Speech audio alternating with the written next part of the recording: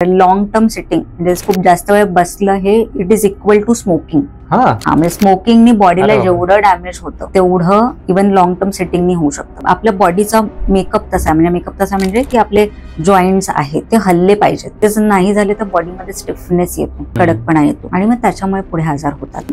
IT प्रोफेशनल्सला specially continue बसूनच काम असतं. तिथे मी म्हणेन की थोडा 1 तास झाला 1.5 तास झाला की त्यांनी उठून एक राऊंड मारला पाहिजे, थोडं वॉक करून मग बसलं पाहिजे किंवा जे काही कॉल्स त्यांना म्हणजे बोलायचं आहे फोनवर मग ते चालत बोलू शकतात. जे नाईट शिफ्ट करतात त्यांना आजार होण्याचे खूप जास्त चान्सेस आहेत, असं आहे का खरं? नक्कीच आहे, नक्कीच आहे.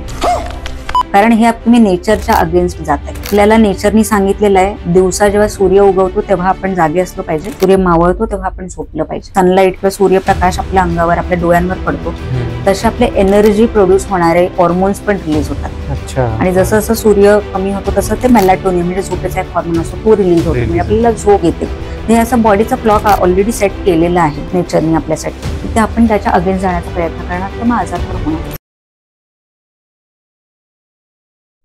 जसं तुम्ही लाईफस्टाईल म्हणले, आता युजली म्हणजे माझं एक असं मिसकन्सेप्शन आहे किंवा मी स्टडीमध्ये वाचलंय की जे नाईट शिफ्ट करतात त्यांचं स्लीप शेड्यूल डिस्टर्ब असतं तर त्यांना आजार होण्याचे खूप जास्त लवकर चान्सेस आहेत, असं आहे का खरं? नक्कीच आहे, नक्कीच आहे. सो एक आहे की आपल्याला झोपेची गरज आहे हे लोकांना कळत नाही. म्हणजे एक स्पेसिफिक आपल्याला 4 किंवा 5 तास झोपून नाही चालत. ऍटलीस्ट शरीराला 6 ते 8 तासाची मिनिमम झोप तेवढी असायलाच पाहिजे, साऊंड स्लीप. आणि तेही तर त्यामध्ये कारण मी माझे जेव्हा व्हिडिओज बनवते झोपेबद्दल जेव्हा बोलते तेव्हा मोस्टली हा क्वेश्चन असतोच की जे लोक त्याचे नाईट शिफ्ट करतात त्यांचं लेट नाईट वर्किंग असतं मग त्यांच्यासाठी कसं करायचं. तर त्यांना ते आजार होणार आहेत. आता सध्या कसं आहे की जेव्हा आपल्याला काही ऑप्शनच नाहीये, तुमचं वर्क शेड्यूलच तसं आहे, तर जेव्हा पण पॉसिबल असेल तेव्हा मी म्हणेन की तेव्हा तुम्ही झोप घ्या. पण हे लॉंग टर्म नाही चाललं पाहिजे, नाईट शिफ्ट लॉंग टर्म नाही चालली पाहिजे. कारण हे तुम्ही नेचरच्या अगेन्स्ट जात आहे. आपल्याला नेचरनी सांगितलेलं आहे दिवसा जेव्हा सूर्य उगवतो तेव्हा आपण जागे असलो पाहिजे, सूर्य मावळतो तेव्हा आपण झोपलं पाहिजे. आणि जेव्हा आपण नेचरच्या अगेन्स्ट जाणार तेव्हा मग आजार तर होणारच. कारण हे आपल्या तुम्हाला माहितीये का जसं सनलाईट किंवा सूर्यप्रकाश आपल्या अंगावर आपल्या डोळ्यांवर पडतो तसे आपले एनर्जी प्रोड्यूस होणारे हॉर्मोन्स पण रिलीज होतात. आणि जसं जसं सूर्य कमी होतो तसं ते मेलाटोनिन म्हणजे झोपेचा एक हॉर्मोन असतो तो रिलीज होतो, म्हणजे आपल्याला झोप येते. तर हे असं बॉडीचा क्लॉक ऑलरेडी सेट केलेला आहे बॉडीने नेचरनी आपल्यासाठी. ते आपण त्याच्या अगेन्स्ट जाण्याचा प्रयत्न करणार तर मग आजार तर होणारच. म्हणून की आता सध्या पॉसिबलच नसेल, जेवढं होईल तेवढं मग त्याला कॉम्पेन्सेट कसं करायचं. कारण मी म्हणते ते तुम्ही प्रिव्हेंट नाही करू शकत लॉंग टर्म जर ह्याच गोष्टी चालू राहिल्या तर.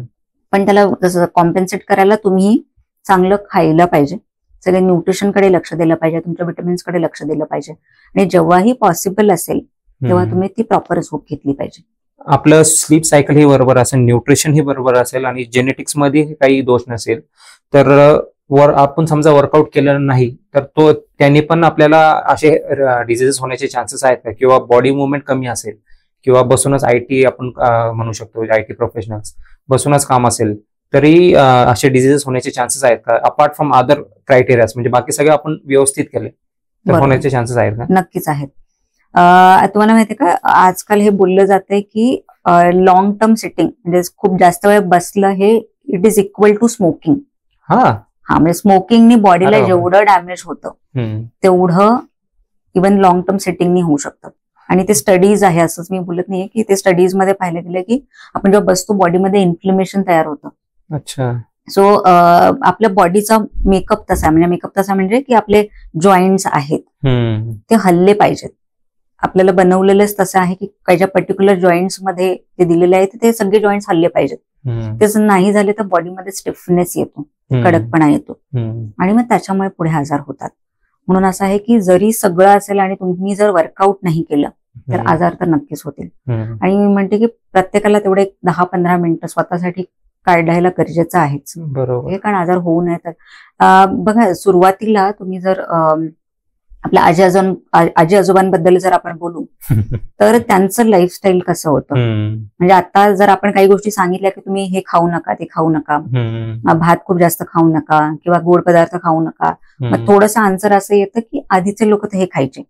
पण त्याच्यामध्ये फरक हा होता की तेवढे ऍक्टिव्ह पण होते, म्हणजे बरोबर खाल्लेल्या तेवढ्या कॅलरी बर्न होतात, शेतामध्येच काम करत होते. बरोबर मोस्टली आधी शेतीचीच कामं असायची, राईट. खूप सगळ्यांकडे गाड्या नसायच्या, चालत जावं लागायचं. आता आपण 1 किलोमीटर अर्धा मीटर पण जायचं असेल आपण कसं म्हणजे गाडी घेऊन काहीतरी करूनच चालत जात नाही आपण तेवढं, म्हणजे इतक्या ऍक्टिव्हिटीज कमी झालेल्या आहेत. मग डेफिनेटली त्या म्हणून मी म्हणते की ओव्हरऑल बॉडीच्या ऍक्टिव्हिटीज करणं खूप गरजेचं आहे.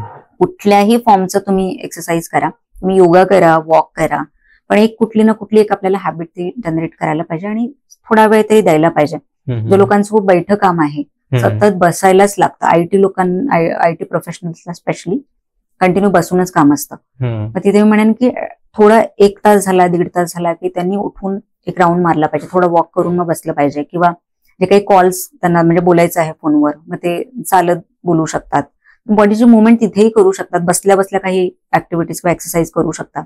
तर अशा गोष्टी करून ते थोडं आपण प्रिव्हेंट करू शकतो, स्टिफनेस आणि जे काही पुढे होणारे आजार आहे ते प्रिव्हेंट करू शकतो आपण.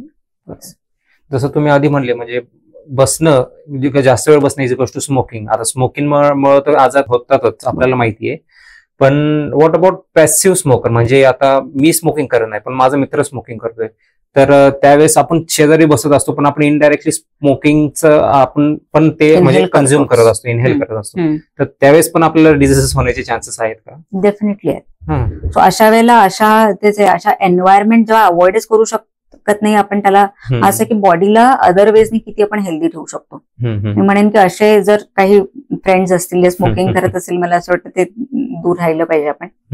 आणि हे तर आपण आता चला एक स्मोकिंग बद्दल बोलतो, पण आता तुम्ही जर पोल्युशन वाईज बघाल ना, प्रत्येक सिटीमध्येच एवढं पोल्युशन वाढलेलं आहे. त्यामुळे आता दिल्ली सारखा सिटीमध्ये तुम्ही बघा, रेस्पिरेटरी डिझिजेस सगळ्यात कॉमन आहे तिकडे, म्हणजे अस्थमा, ब्रॉन्कायटिस या गोष्टी खूप, आणि लंग्स डिझिजेसनी तिथे म्हणजे लोकांना खूप क्रॉनिक असे डिझिजेस होत आहेत just because of the air pollution. तर आता ह्या गोष्टी ज्या आहेत त्या आपल्या हातातच नाहीयेत, जे आहे ते नाही, मी असं पण नाही म्हणणार की आपल्या हातात नाहीये. काही गोष्टी आपण डेफिनेटली आपल्याकडनं जेवढ्या होतात तेवढ्या आपण केलं पाहिजे. ऍज आपण सुजाण नागरिक असं जे म्हणतो ना, की कुठल्या म्हणजे कुठेही आता तुम्ही बघाल काही कचरा जाळणं हे करणं असं सगळं जिथे जिथे आपण प्रिव्हेंट करू शकतो तिकडे केलं पाहिजे. इवन गाडी युज करताना होईल तेवढं कमी जर युज केलं, म्हणजे पोल्युशन कमी करण्यासाठी आपण आपल्याकडनं जेवढेही प्रयत्न होतील तेवढे आपण केले पाहिजेत. पण हे काम अगेन की गव्हर्नमेंटचं सुद्धा आहे की जेवढं होईल पोल्युशन कंट्रोल करण्यासाठी जेवढ्या स्टेप्स त्यांनी घेतल्या गेल्या पाहिजेत. अबाउट स्मोकिंग जर तुम्ही स्पेसिफिकली म्हणत असाल तर मी म्हणेन की अवॉइड जे फ्रेंड्स ज्यांचे खूपच म्हणजे स्मोकिंग आणि कारण त्याचा त्रास तुम्हाला होणार आहे. येस. आणि अल्कोहोल कन्झम्पशन त्यांनी पण डिझिजेस असे उद्भवतात का? हे बघा, हे ऍक्च्युली सगळ्यांना तसं माहिती आहे की अल्कोहोल, स्मोकिंग ह्या सगळ्याच गोष्टीचा आपल्या शरीराला अफेक्ट होतो. ठीक आहे, कारण जेव्हा आपण अशा काही गोष्टी घेतो, इव्हन प्रोसेस फूड्स म्हणजे खूप जास्त प्रोसेस करून जेव्हा लिव्हरला तिथे कार्य करायला लागतं ना, तिथे प्रॉब्लेम होतो. सो अल्कोहोलनी येस लिव्हर डॅमेज होतं, पण ते तुम्ही जर थोड्या प्रमाणात घेतलं, थोडं मॉडरेशन मध्ये घेतलं तर ठीक आहे. पण जे खूपच फ्रिक्वेंट कन्झम्पशन असतं अल्कोहोलचं तिथे डेफिनेटली प्रॉब्लेम होणार आहे. इनफॅक्ट मी पण म्हणेन की अल्कोहोल, स्मोकिंग ह्याच्या एवढंच खराब आहे ती शुगर आहे. असे युजली जे पेशंट येतात ज्यांना डायबिटीज, हार्ट डिझीज झालेले असतात, बऱ्यापैकी त्यातले स्मोकिंग किंवा अल्कोहोल घेत नाही.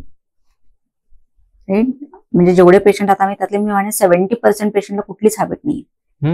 येस, त्यांचे लाईफस्टाईल, त्यांच्या खाण्यापिण्याच्या हॅबिट्स आहेत त्याच खूप खराब आहेत. तर इट इज ऑलवेज म्हणजे असं नाही आहे की म्हणजे अल्कोहोल आणि स्मोकिंग करत असेल त्यांनाच होतील आजार. इनफॅक्ट ह्या गोष्टी जास्त इम्पॉर्टंट आहे. तुम्ही प्रोसेस फूड किती खाता, तुमच्या आहारामध्ये प्रोटीन्स, हेल्दी फॅट्स किंवा तुम्ही कार्बोहायड्रेट्स किती खाता, या गोष्टी खूपच इम्पॉर्टंट आहेत. त्यामुळे हे आहे. आणि ज्या गोष्टी आपण म्हणाला अल्कोहोलचं मॉडरेशन मध्ये जर कोणी काही सेवन करत असेल तर ठीक आहे, पण त्यासोबत कॉम्पेन्सेट करायला हेल्दी गोष्टीही खायला पाहिजे.